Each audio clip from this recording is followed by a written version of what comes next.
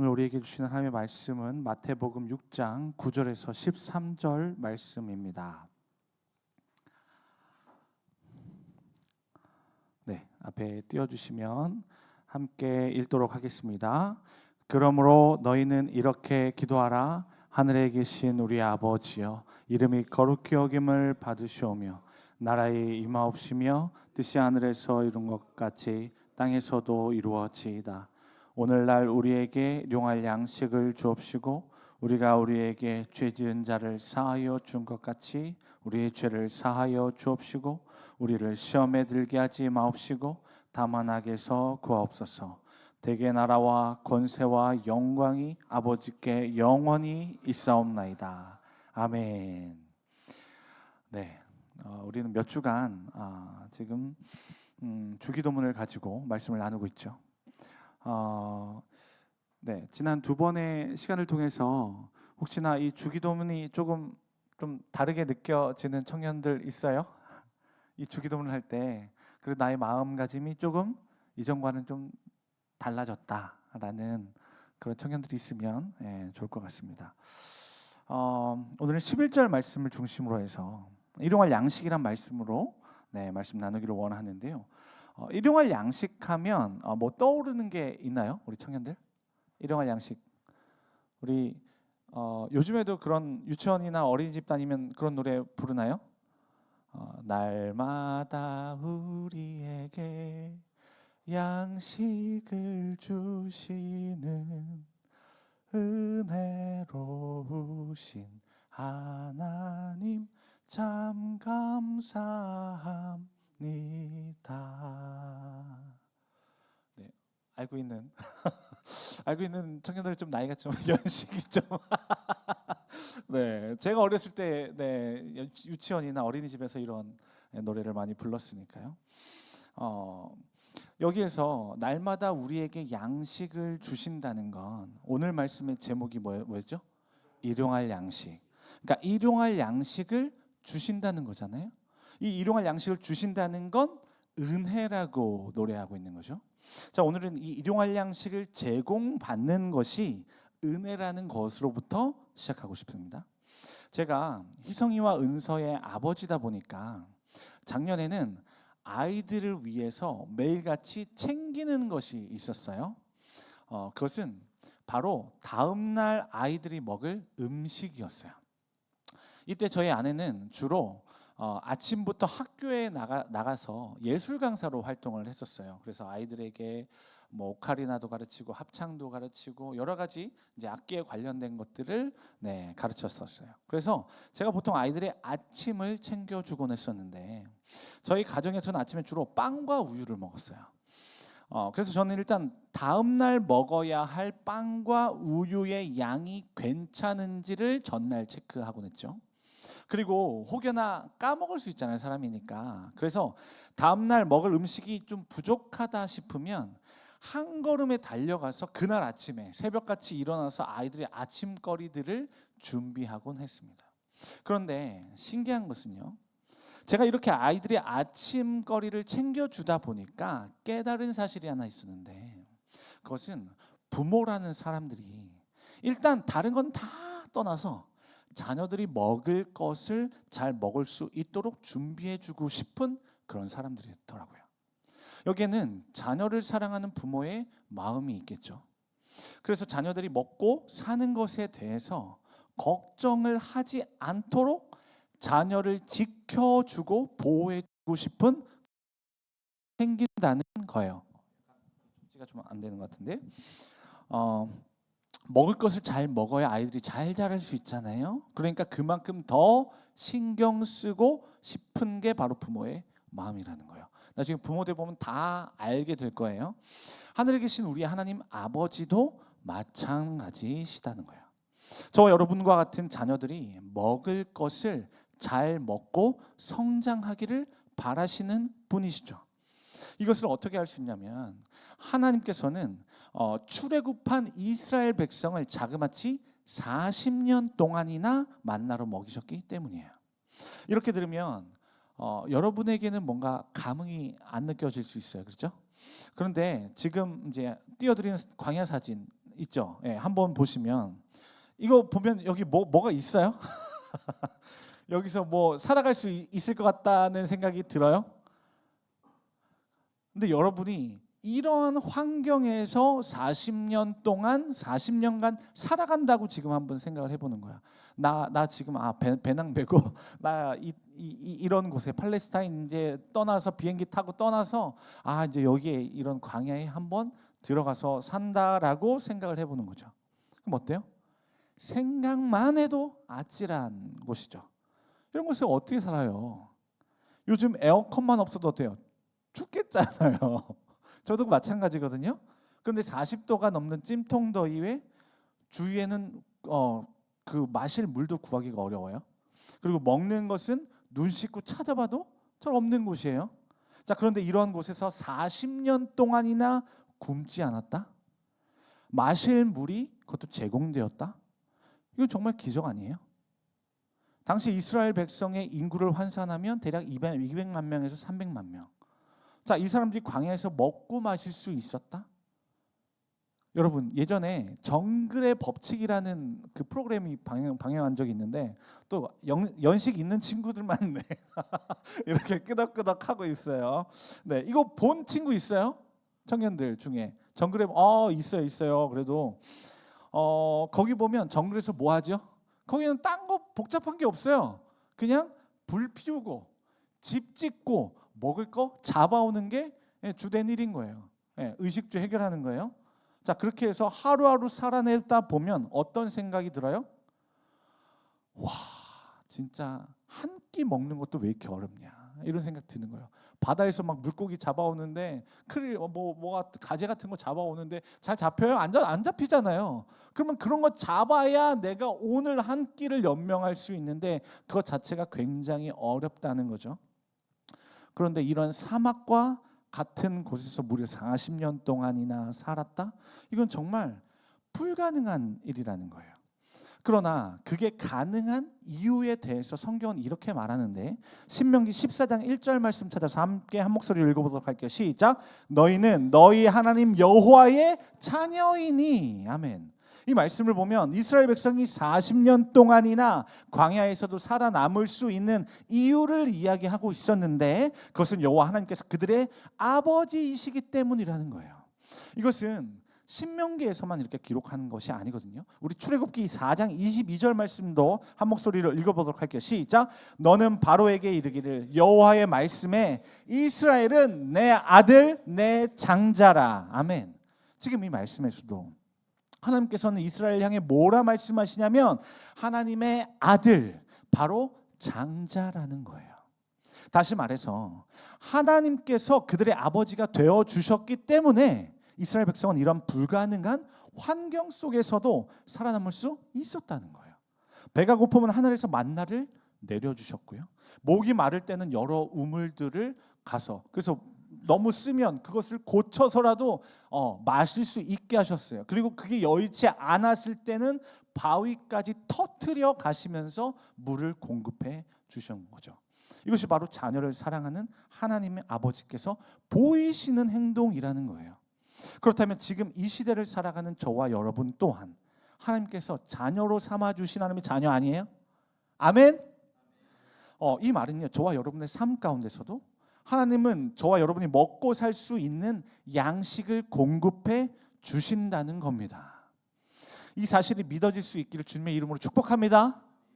만약 이 사실이 믿어지면요, 그때부터는 우리 마하나임 청년들이 미래의 불확실한 그런 일들로 인해서 두려워하지 않을 수 있는 거예요. 왜냐하면 청년의 때는 뭐예요?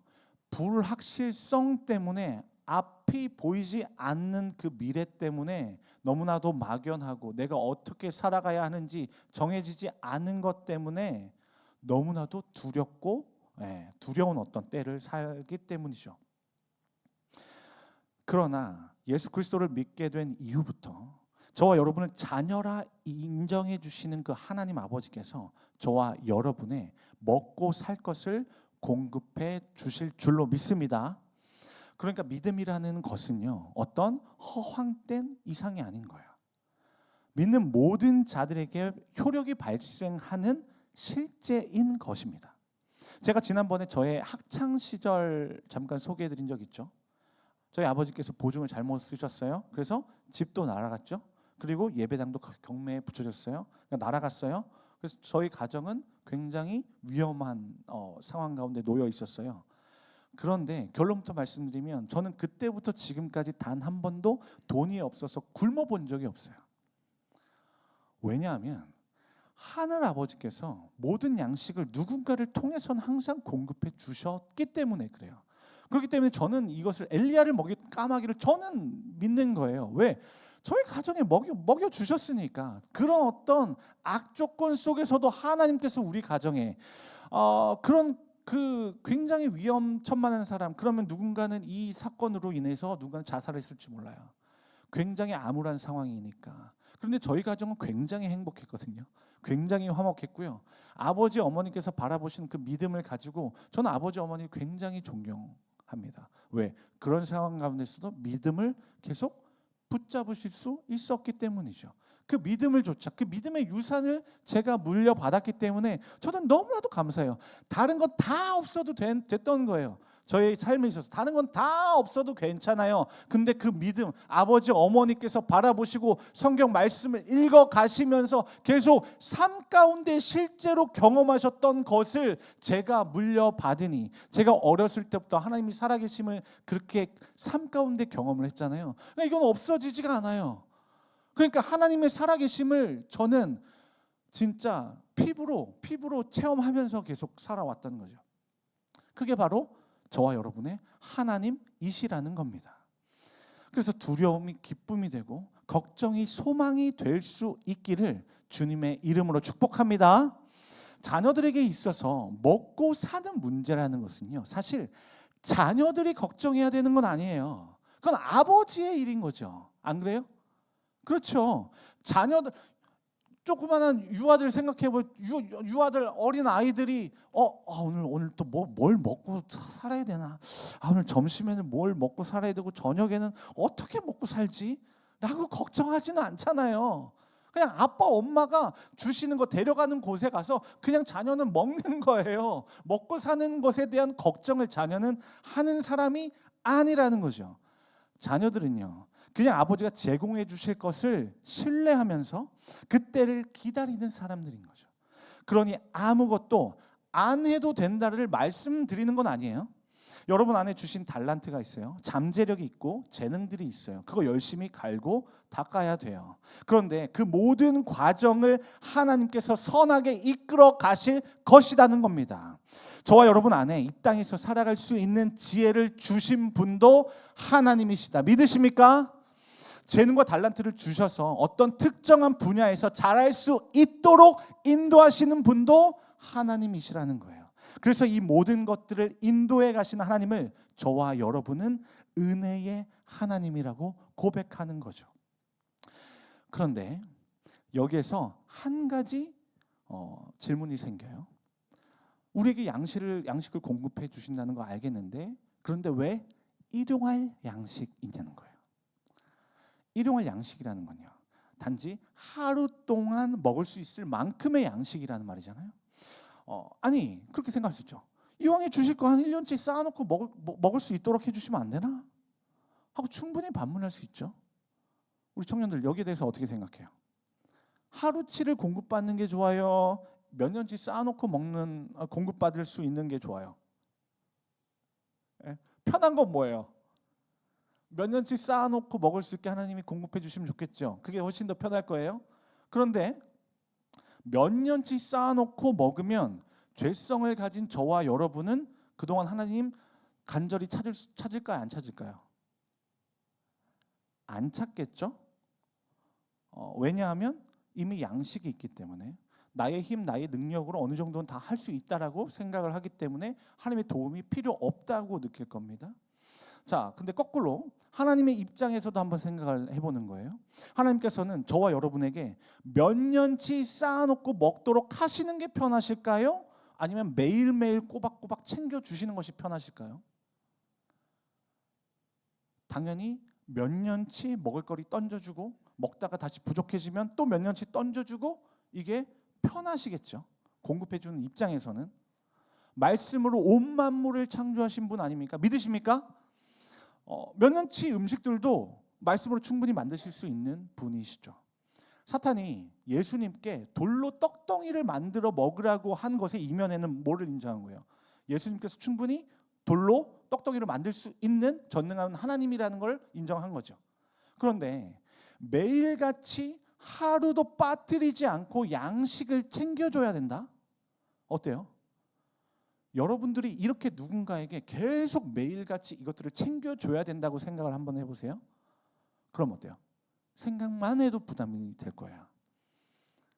그렇다면 하나님은요, 이러한 불편한 방식을 일부러 택하셨다는 거예요. 여기는 뭔가 이유가 있겠죠. 그 이유에 대해서 신명기에서는 이렇게 기록하는데, 신명기 8장 3절 말씀 한 목소리로 읽어보도록 할게요. 시작. 너를 낮추시며 너를 줄이게 하시며 또 너도 알지 못하며 내 조상들도 알지 못하던 만나를 내게 먹이신 것은 사람이 떡으로만 사는 것이 아니요 여호와의 입에서 나오는 모든 말씀으로 사는 줄을 내가 알게 하려 하심이니라. 아멘. 이 말씀을 보면 만나를 먹이신 이유에 대해서 언급을 하고 있는데, 그것은 사람이 떡으로만 사는 존재가 아니라는 것을 일깨워 주기 위해서라는 거예요. 세상 사람들에게 살아가는 이유가 뭐라고 이렇게 묻잖아요. 그러면 그들은, 많은 분들은 어떻게 대답하죠? 먹고 살라고. 무슨 말이에요? 나는 떡으로만 사는 존재라고 하는 것을 말하고 있는 거예요. 그런데 하나님께서 택하셔서 자녀 삼아주신 자에 대해서는요, 그들의 삶의 목적이 단순히 떡을 구하며 살아가는 것이 아니라는 것을 깨우쳐 주고 싶으셨던 거죠. 그게 아니라 하나님의 입으로부터 나오는 모든 말씀에 의해서 살아가는 존재라는 거예요. 믿으십니까? 이것은 지금 저와 여러분에게 동일하게 말씀하시는 거죠. 저와 여러분은 어떤 존재라고요? 먹고 사는 것에 아둥바둥하면서 이것이 잘못되면 어떻게 할까 노심초사하면서 살아가는 그런 존재가 아니라는 거예요. 먹고 사는 건 온전히 하나님 아버지께서 책임져 주실 것이라는 겁니다.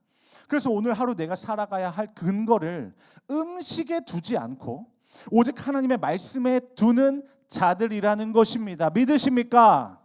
그래서 때로는 먹고 사는 것에 있어서 좀 불리해질 때도 있겠죠. 그런데 그런 어떤 불리한 순간이 찾아왔을 때도 먼저 그의 나라와 그의 의를 구하면서 살기로 결단하는 자들이 바로 저와 여러분들인 줄로 믿습니다. 그것이 바로 하나님의 입으로부터 나오는 모든 말씀에 의해 살아가는 사람들의 삶의 모습이라는 거예요. 여러분, 만나 들어보셨죠? 하나님께서는 하늘로부터 이 만나라는 것을 내리게 하셨는데, 민수기 11장을 보면 이 만나에 대해서 뭐라고 설명하냐면 가시와 같고 모양은 진주와 같다고 했어요. 여기서 가시라고 하는 건요, 여러분이 향신료로 잘 알고 있는 고수 아시죠? 샹차이 들어보셨죠? 네, 고수. 굉장히 이거 쌉싸름하면서 먹기 좀 곤란한 그런 친구들도 있는데, 그 고수의 씨앗이에요. 가시. 제가 사진을 보니까 정말 작고 정말 둥글어요. 그러니까 이런 어떤 모습이 바로 진주와 같은 거죠. 진주와 진주도 이런 비슷한 모습이니까. 그러니까 작고 둥글다는 거예요. 만나의 모양이 이와 같다는 건데, 하나님께서는 백성이 두루 다니면서 이 만나를 거두게 하셨어요. 그런데 이스라엘 백성은 이렇게 거둔 만나를 어떻게 먹었냐면 맷돌에 갈아서 먹거나 절구에 또 찧어서 과자를 만들어 먹었다고 성경은 기록하기도 해요. 그리고 맛은 기름 섞은 과자 같다, 또는 다른 곳에서는 꿀을 섞은 과자 같다라는 표현도 해요. 그렇다고 하면 이 만나를 지금 시대로 생각을 해본다면 유과 또는 약과라는 것으로 이해를 할 수 있을 것 같아요. 저는 약과도 좋아하는 편이거든요. 그런데 이렇게 꿀과 기름으로 만든 과자면 굉장히 달콤하면서도 고소하겠죠. 이 만나를 40년 동안이나 매일같이 일용할 양식으로 내리셨다고 지금 한번 상상을 해보는 거예요. 그렇다면 이 말은 어떤 의미가 되냐면요, 하나님께서 이스라엘 백성을 단 하루도 돌보시지 않은 날이 없었다는 거예요. 그 불편한 일을 하나님은 굳이 택하셔서 실행해 오셨다는 거죠. 만약 저와 여러분이 만나를 내리는 입장이라고 한번 생각을 해보는 거예요. 그러면 중간중간에 만나 내리는 일 까먹을 법도 하잖아요. 그렇지 않아요? 때로는 알람 소리를 못 들어서 아침에 못 일어나는 때 있죠. 그러면 이제 까먹게 되는 거예요. 그런데 하나님께서는 자그마치 40년 동안 이스라엘 백성이 단 하루도 굶지 않도록 이렇게 만나를 내려주신 거예요. 200만 명이나 300만 명이 되는 그 많은 인원들의 먹을 양식이 매일같이 하늘로부터 공급이 되었다. 이것을 가리켜 하나님의 은혜라고 부르는 거죠. 매일같이 챙겨주고 싶으신 하나님 아버지의 사랑이라는 거예요. 40년 동안 이스라엘 백성을 돌보셨던 하나님께서 지금 이 시대를 살아가는 저와 여러분 또한 불꽃 같은 눈동자로 지켜 보호하고 계시는 줄로 믿습니다. 그런데 하나님께서는 이스라엘 백성에게 만나를 거두는 방법에 대해서도 이렇게 안내를 해주셨는데, 만나를 거둘 때 이틀치를 거두지 말라는 거예요. 그러니까 만나는요, 매일같이 자고 일어나면 하늘에서 내려와 있는 거예요. 온 땅에 깔려 있어요. 그러니까 200만 명에서 300만 명이 두루다니면서 이렇게 찾아서 거둘 수 있을 만큼의 양이 내렸다고 생각하면 돼요. 그것을 사람들이 거두러 다녀야 돼요. 그러면 생각해 보세요. 많이 거둘 수도 있겠죠. 왜? 널려 있으니까. 그리고 적게 거둘 수도 있는 거예요. 그런데 하나님은 만나를 거두어 드릴 때 하루 먹을 분량만 거두어 드리라는 거예요. 오늘 이렇게 하늘에서 내린 만나가 다음 날에도 똑같이 공급될 거니까 그거 안 내릴까 봐 걱정해서 욕심부려서 그 거두지 말고 그날에 먹을 만큼만 거둬도 된다는 거였어요.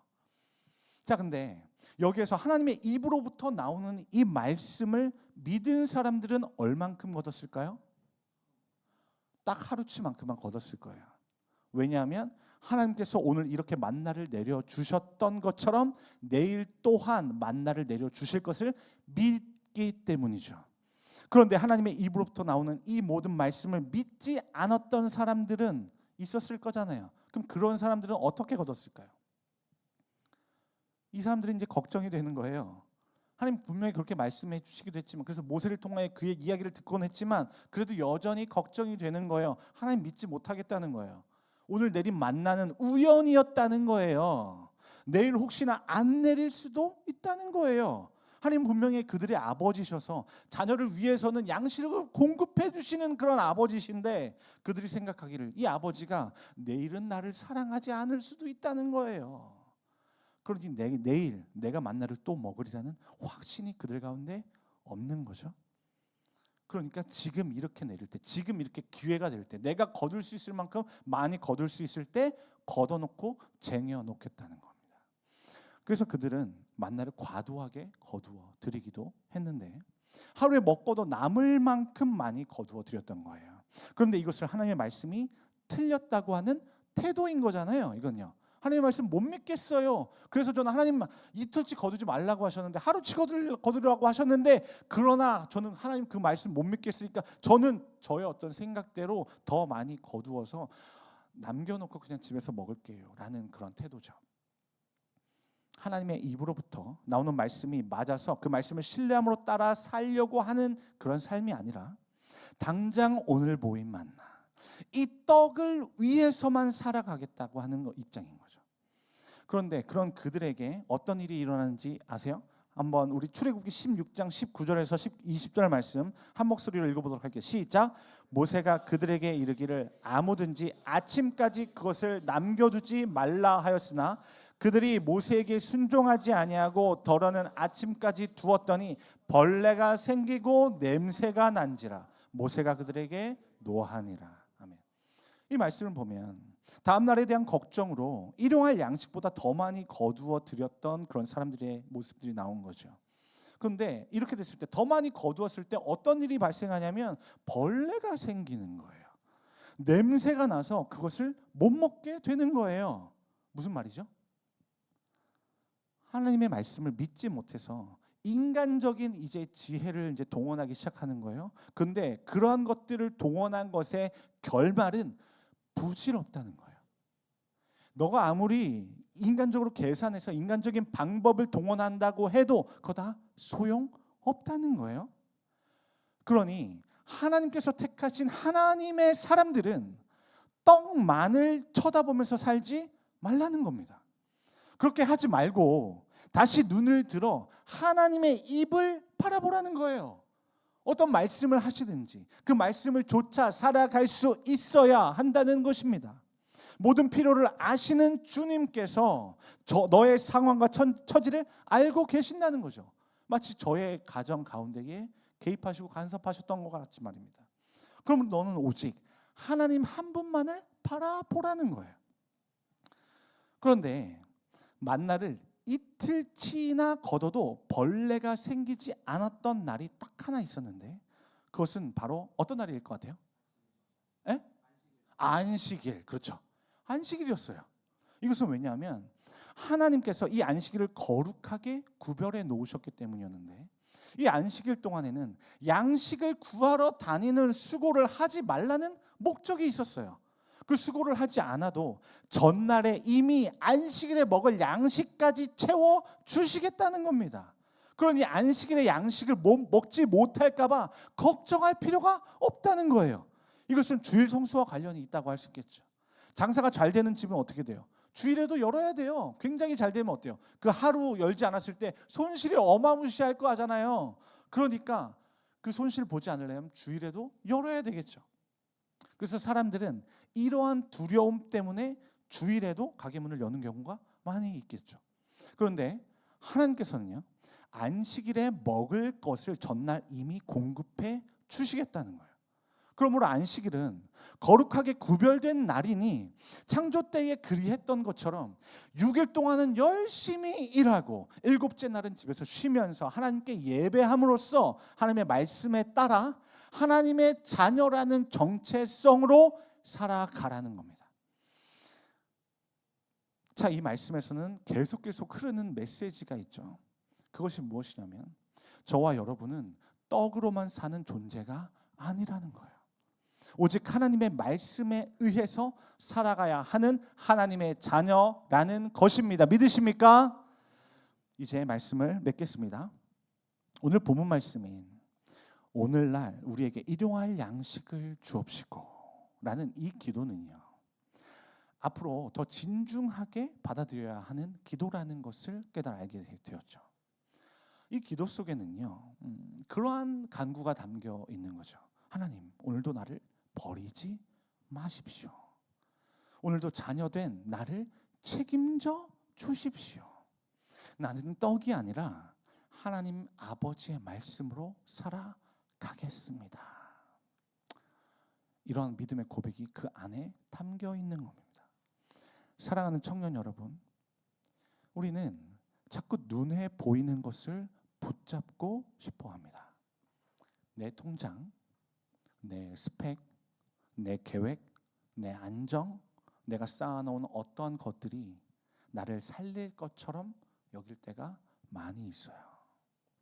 그런데 오늘 하나님은 분명하게 말씀하시는 거예요. 사람이 떡으로만 사는 것이 아니요 하나님의 입으로부터 나오는 모든 말씀으로 사는 줄을 내가 알게 하려 하심이니라. 아멘. 다시 말하면 저와 여러분을 살리는 것은요, 저와 여러분이 삶 가운데에 움켜쥐려 하는 이 떡이 아니라 저와 여러분을 향해 말씀하시는 하나님이라는 것입니다. 그러므로 오늘도 결단의 자리로 나가길 소망하는데요, 하나님, 이제는 눈앞에 있는 이 떡의 문제 때문에 흔들리는 인생이 아니었으면 좋겠습니다. 말씀 때문에 버티고 말씀 때문에 순종하고 말씀 때문에 다시 일어나는 인생이 되겠습니다. 먹고 사는 문제 때문에 하나님을 뒤로하는 그런 삶이 아니라 먼저 그의 나라와 그의 의를 한번 구해 보겠습니다. 아버지께서 책임지신다라고 하는 그 믿음으로 오늘도 한번 믿음의 작은 발걸음을 디뎌 보겠습니다 라고 결단하는 청년들이 있다면 그 자리에서 한번 일어나 보겠습니다.